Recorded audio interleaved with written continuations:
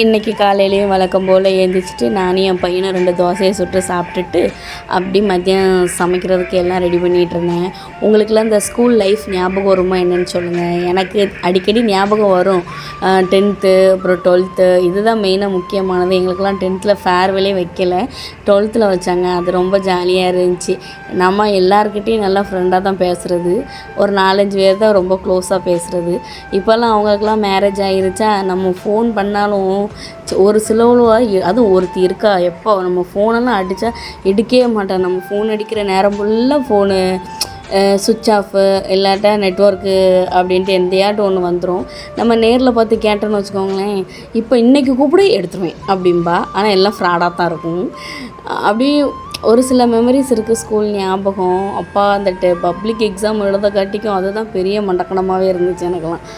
அதுக்கப்புறம் இந்த ஃப்ளிப்கார்ட்டில் நான் இந்த துணி வைக்கிற பேக் ஒரு 6 பேக் ஆர்டர் பண்ணியிருந்தேன்னா, என்ன குவாலிட்டி கொஞ்சம் பரவாயில்லாமல் இருக்குது. அந்த இடத்துல என் பையன் துணியெல்லாம் எடுத்து வைக்கிறதுக்கு கரெக்டாக இருந்துச்சு. என் துணி கொஞ்சம் ஜாஸ்தியாக, அதனால் கொஞ்சம் ஜிப்பு ஈர மாதிரி இருந்துச்சு. ஏதோ அட்ஜஸ்ட் பண்ணி வச்சாச்சு.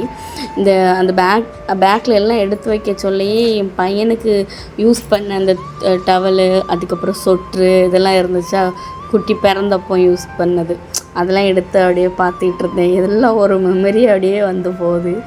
அதனால ஜாலியாக இருந்துச்சு. நான் அதை எடுத்து பார்த்துட்டு இருக்க சொல்லி என் பையன் அங்கிட்டும் அழுதுகிட்டு ஆயிரும். துணியை நம்ம மடித்து வைக்கக்கூடாதான், அப்படியே உடச்சி போட்டோம்னா அவன் அதில் வண்டியை ஓட்டி விளையாடுவான். அதெல்லாம் தூர போனதுக்கு ஒரே அழுகை. இப்படி தான் நான் பீரோவில் மடித்து வச்சுருந்தேன். எப்படியோ திருச்சி பெருக்கி வச்சாச்சு. பார்க்க நீட்டாக